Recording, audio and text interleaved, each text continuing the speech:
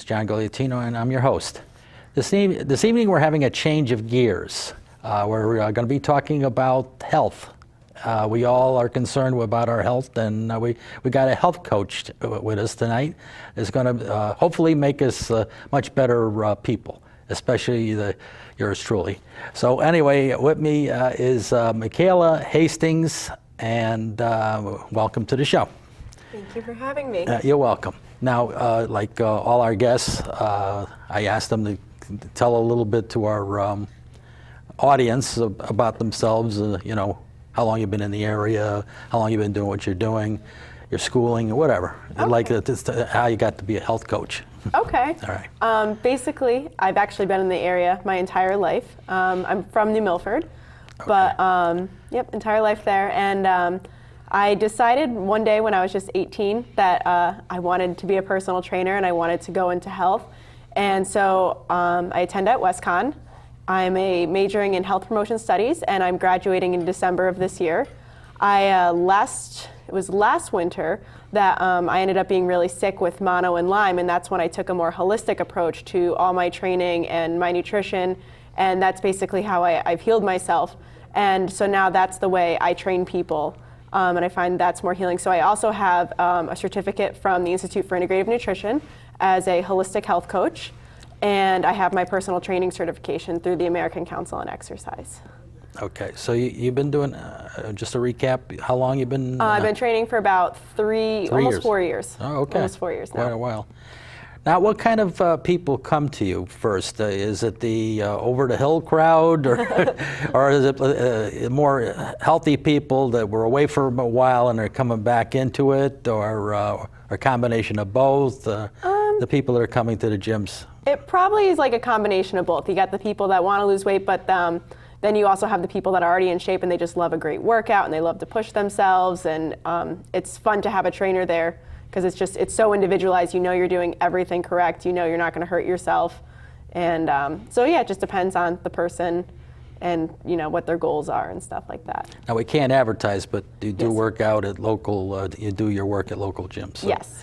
Now, there are some people that are not effective that you deal with also. Yeah. They're working out, they've been working now for 4 years or 18 years or whatever. Yeah. And, it's like a social event. Instead of going to bars, they go to the gym, but Right. they could be doing more effective workouts. Right.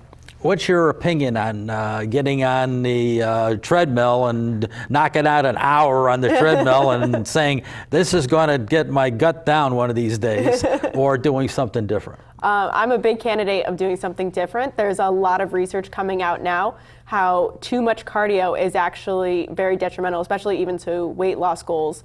Too much cardio puts your body in a chronic state of stress, and that can cause cortisol to be released. And when cortisol is released, not only can you not, it's basically called the catabolic hormone, meaning that your muscle tissue, it can't repair itself when this hormone is circulating. So you're never going to really recover from your exercise.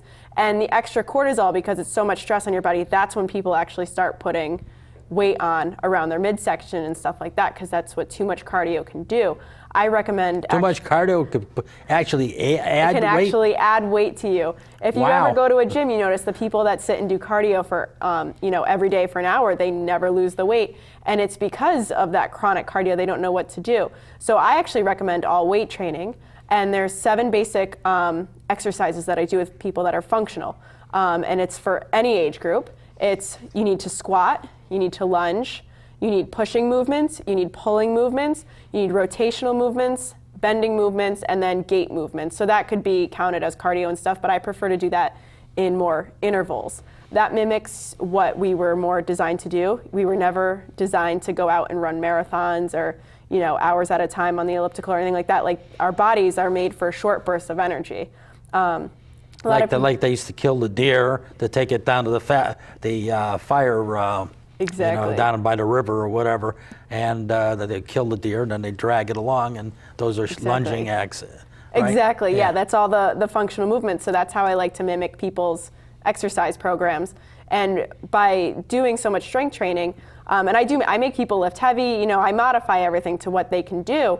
But by doing that, they're building so much lean muscle that they're gonna immediately they're gonna have a higher metabolism than somebody who's just doing cardio.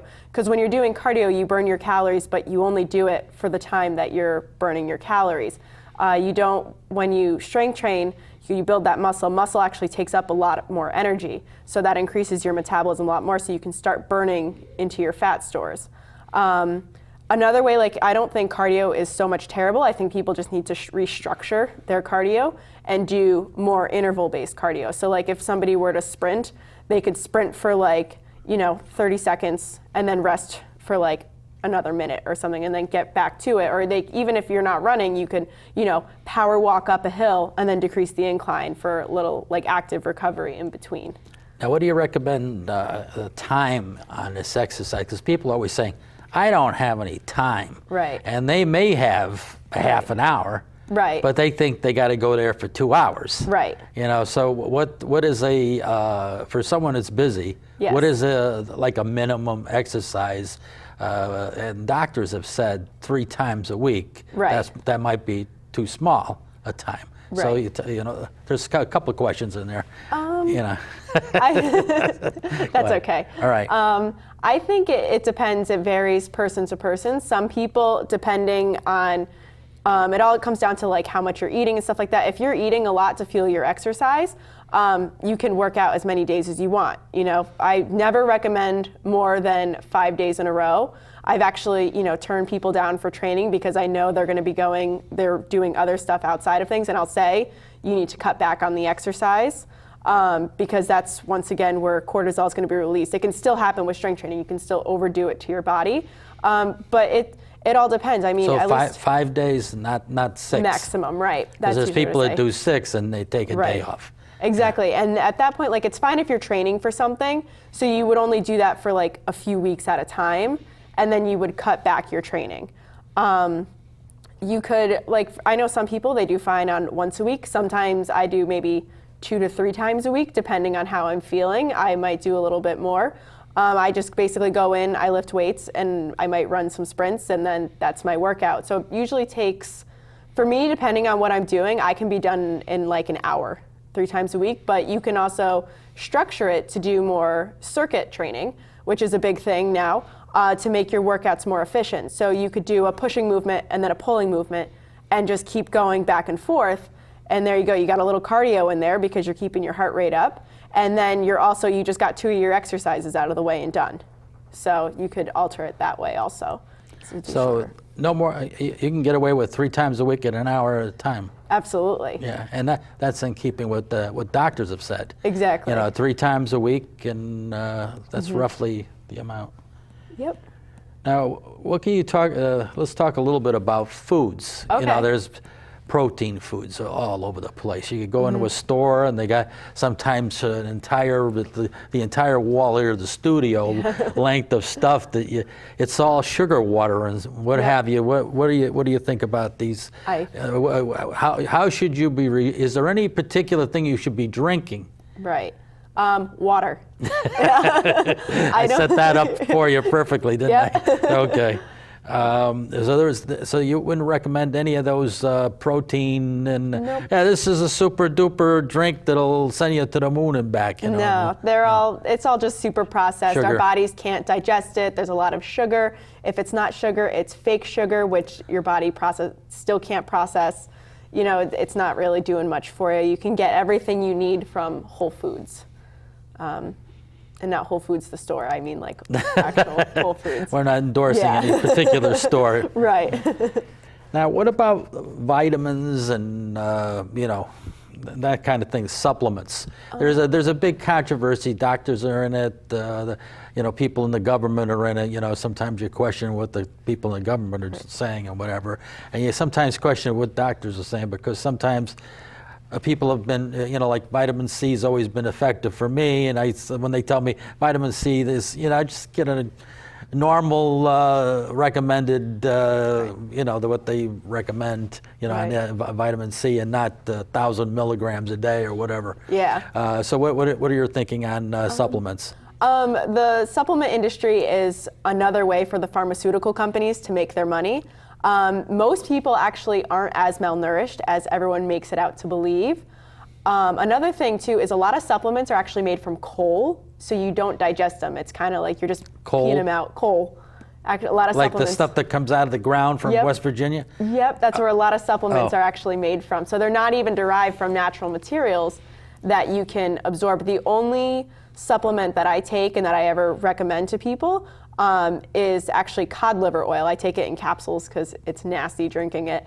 So you got your omega-3s, and it's a very pure form, and it also comes with your vitamins A, D, and K, which are all your fat-soluble vitamins, which if you live in New England, we're all deficient in vitamin D because we don't have the sun for, how many months. Yeah. So we're all deficient in that. So that's another way to get it in.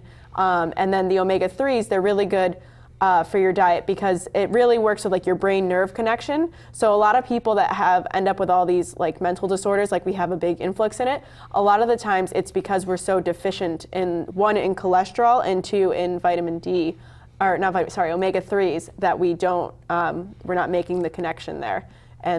But fish oil pills would be the alternative to that because that's more loaded. Right. You just got to hold your nose on that as opposed to, but you can take it in capsule form. And the cod liver oil, like I said, because it has the fat-soluble vitamins, where if you just take a regular omega supplement from krill, it doesn't come with all that. Okay, so that's an idea. Is that the same for any age group, or again it varies? Shouldn't the over 50 crowd maybe should taking zinc or whatever? I don't know. I haven't seen any of that. You don't think zinc is effective? No, I think once people make that transition to more whole foods, they don't get sick. They find like once you start eating good quality meat, like I always recommend organic, grass-fed, meat and stuff like that, grass-fed, free range. You're getting all the possible nutrition that you can get from your food along with your vegetables and your fruit. So as long as your diet is varied, you're not going to need as much from outside sources. Like I said, it's just another way for pharmaceutical companies to try and make money.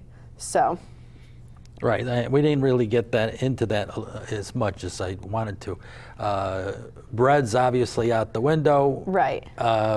Meat, as long as it's lean cut. Not even lean. I'm big for the fatty cuts of meat because the fat, once again, that's what's going to keep you full. There's a big misconception about cholesterol out there and eating animal fat and that it's bad for you. Most people don't realize it, but your brain and your heart need saturated fat to run. Your brain is made of cholesterol, so you need to eat it. What if you already got 1,000 points on cholesterol or something? Actually, there's research showing now that what doctors consider high cholesterol is actually not high enough for us, which could be another reason that we're seeing so many more mental disorders and stuff like that. There's actually been research done that have shown on elderly populations who are 85 and up, where I wish I knew the name of the study, but basically it showed that the ones with higher cholesterol were the chances of dying early were like 48% less than the people who had low or okay cholesterol. They're actually showing that cholesterol it protects you from Alzheimer's, and they're relating it to all those old age diseases.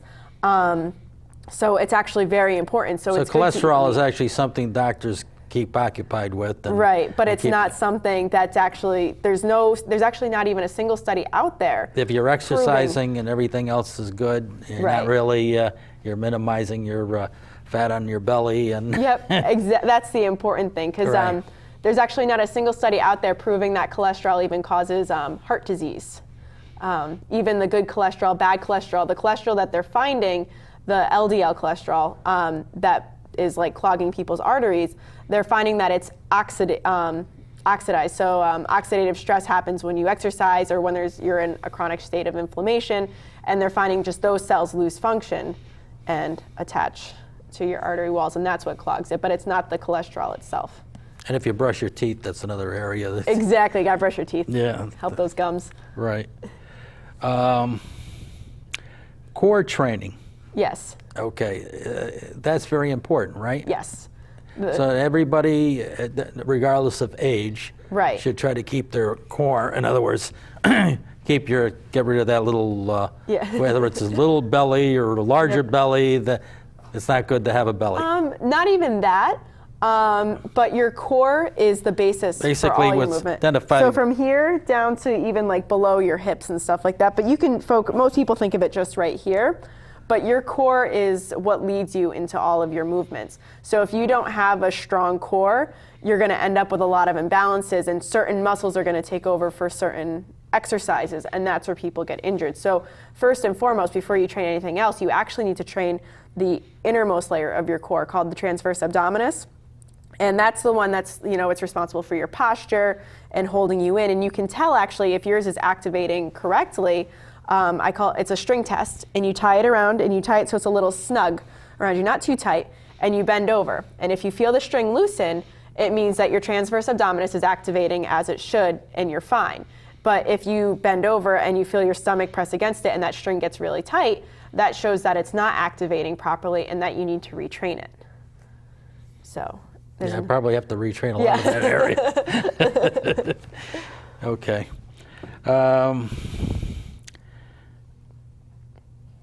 Now, in shape people, I remember that conversation. We had some conversation before we started. You tend to have people that are already with it or have been away with it for a shorter period. What if you're a person that has been away, for the whole time, you're rearing children, and now you're 45? I'm sure you got a lot of people like that. Yes. They're 45 years of age, they've got a little weight issues because they grew a family, the kids are now 18 or whatever, and they want to do something for themselves, try to get back to the way they were when they were 25 and whatever. Is any particular thing you would start out with? What would be your recommendations? My first thing is always mobility training.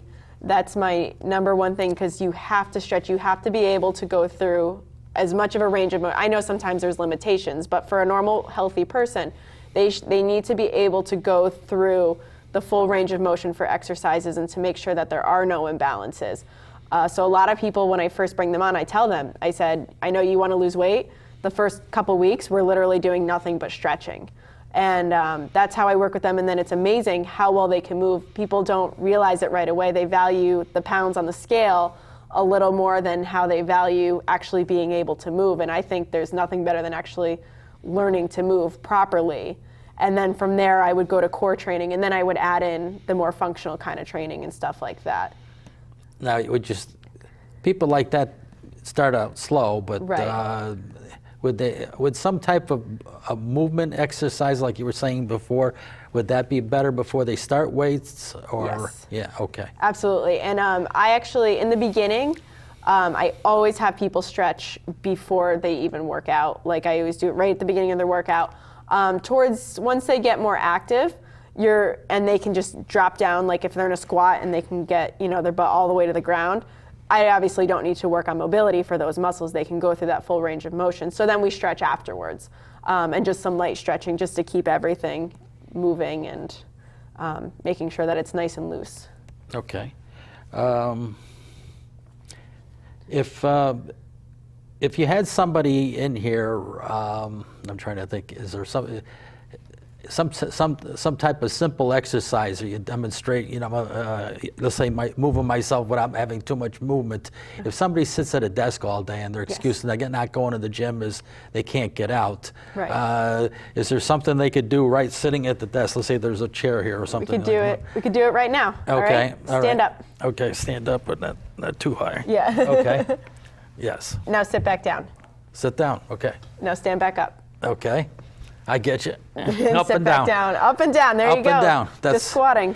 And some type of exercises like that. You could do leg raises, of course. You can get your arms going. You could do your arm circles. Now, what does this exercise do? I know what it does, but what to the viewers? What does that type of exercise? That's working more your hip flexors. If you curl up, it'll target your lower abs, but it's just. And it also is good for the lower back, because if you go back far enough, then you're stretching, and it stretches the especially you got a pain in the lower back or whatever. Most things, actually, a little fun fact, most people think that pain in your lower back is caused by a weak or tight back. It's actually tight hamstrings. Really? Yep, it's tight hamstrings, and most people, once they start stretching, and that's another reason I get people to stretch, you'd be amazed at how many people will tell me their back pain is gone once they start working with me and all the stretching. You know what knocks out the lower back also? What? And I've had it for years, is push-ups. Yeah? Yeah, it's amazing. Strengthens everything up. Yeah, you do that thing you trained me at. Yep. 10 10 push-ups, and then you do another exercise. You get back, and it sort of loosens up, and suddenly the lower back pain's gone. Right. So right. that seems Get all to those muscles warmed up. Yeah, they get warmed up and gone. Yep. You know? So that's. Is there any other exercise? You know, like if you're, let's say, pretending you're sitting at a desk or something, like moving your. You could, I mean, like if you had, I don't know if anybody keeps like weights at their desk, you can Yeah, there use. are people sometimes that say they have, a little bit of, they're a little arthritic or whatever. If they're arthritic, just keep moving your fingers, Like I know people that have like late at night, they start knitting and stuff like that. You just got to keep everything moving at all times. And once again, that's where the cod liver oil will come in handy because it helps. decreases the inflammation in your body so you can move a little bit better. Yeah, that's the omega-3 function, but you're Yep. saying that that's more effective. Yep. Okay. Is there like a website that people are there several websites that maybe you could recommend for people that are thinking of getting in? There's people that maybe went to the gym for a little bit, the month of January, or Yeah. people that start, I'm going to do it January 1st, and then they go until maybe the Valentine's Day, and then Right. then they're gone. Right. To keep those people going or get them back in the gym, Right. is there some type of websites that you could recommend? Just to give them like ideas, ideas, like to keep them motivated. yeah. Not really. I recommend always just working with a professional the best you can, whether it's taking group exercise classes to keep you motivated or working with a personal trainer. Group exercise is better than no exercise. Exactly. And it motivates you too because you got the group there. Right. You know. The only thing is when you take group exercise, you have to be aware that a lot of this, if there's a lot of people in that class, that instructor they may can't trip watch all you. over you too. That, yeah, and your form could go and they might not notice. Right. So it's better to do, you could even do small group training with trainers, where trainers that? will, basically what they do is it's a cheaper way to get personal training. So you might go in with like 4 or 5 other people. Oh, I see. So then it's less expensive, but you still get very individualized attention. So you're still not completely doing it on your own, and they usually do it focused around something, so it's like a group exercise. That's relatively new, right? Because Right. you had the group exercise where you may have 20, 30 people there, Right. and then you had the individual one-on-one, and now you've got another choice. Exactly. somewhere in Regardless where between. you are. Okay. Yep. And your particular clientele, because you're the only one here in the room, I Yes. can't say got a panel of 3 or 5 people to ask. But what would you say your mix is? Is it mainly younger people, like age 30? Is it mainly older? Is it a combination thereof? It's mainly older people. I wouldn't say like I have anybody like old. I'm just saying like I usually have people. You don't have 90-year-olds. No, I don't have anything like that. You know, at that particular gym that we're familiar with, we won't Right. mention any names, that there is a 90-year-old that lifts weights there. Absolutely. Absolutely. There's a few of them that go, yep. But actually, most of my clients are more, they're usually more like in their 40s and their 50s, Right. just because they have the money to pay for it too. So you get there's a lot of college kids that go, but they obviously can't afford the training unless their parents are paying. So that's usually, you get a bigger group that's usually the age group that most people will get training with. Okay. Yep. And how long would you recommend, the recommended time, do some, let's say 5 sessions or something, 3 sessions, and then, back off or do those things for the next 3 months and then come back and take another section of the body? How do you train a person during Okay. in other words, is it 12 sessions all at once? Yeah. Or do you do 3 to 5 sessions at once and then have them do their thing for a while and then come back and train another part of the body? Or? Yeah. It depends on the person. Technique. It's always better to have them all in a row because that's where you're going to see the best results. You're not going to see anything like, unless you're coming like weekly, but still like the more you would work with me, the better results you would see. So I always recommend doing everything at once. And then you can mix up the training. So like some days, a lot of times, like I might start a client out on full body. And then as they get more in shape, then I split it up and I might do 1 day of upper body, 1 day of lower body, and do that for a couple weeks. And then just to keep everything going, then I'll just switch it again. Then I might do a whole thing of full body circuits. And, so there's different ways to mix it up and which body parts to work. And the rule of thumb is that though, when you work out, say you work out your legs on Monday, you don't want to work out your legs until at least Wednesday. You need to give those muscles a chance to rest and to replace all the glycogen stores in them so that you can have the sugar to break down and continue to exercise. And then also when you work out, the muscle soreness that you have, it's from little tears in your muscles. And so you have to let those heal as well. So the rule of thumb is at least 24 hours in between muscle groups. And another point, which I don't think we covered, but maybe we did, and I was thinking of the next question. Yeah. As soon as you eat, as soon as you exercise, I gave what I was going to say away. When should you eat? 20 minutes? That's what I've been told in the past. Try to eat within 20 minutes or half an hour of exercising because you have those rips in the muscles. Yeah. And you want to sort of like aid that along, get protein in there. Right. There is research of what they call like the anabolic window, where that is the best time, like I think within 30 minutes. Right. However, protein should not be your number one choice after exercising, because what your body needs as soon as you're done exercising is actually carbohydrates. So when you give your body protein, it's going to break that protein down and go through an even more inefficient process trying to use that protein and turn it into glucose, because it can do that. It just takes a little while. So I always tell people at least have some sort of, carbs and protein mixed. Fat's usually not, even though fat's for energy, it's not what you normally use during exercise, so it wouldn't be good as like a replacement. So maybe some kind of balancer bar right after you get done? No, nothing like that, because too much sugar. Exactly. Okay. So you would do something like, you could do some sort of meat. You could do like eggs or something right after, and then just a little bit of carbohydrates. They're waving goodbye. That means it's time to go. Oh my goodness. Time to go. Well, thank you for coming on the show. Thank you so much. And I want to thank the viewers for tuning in to the Community Forum. Tune in next week, same time, same station. Good night for now. We'll see you then. Okay, now we sit until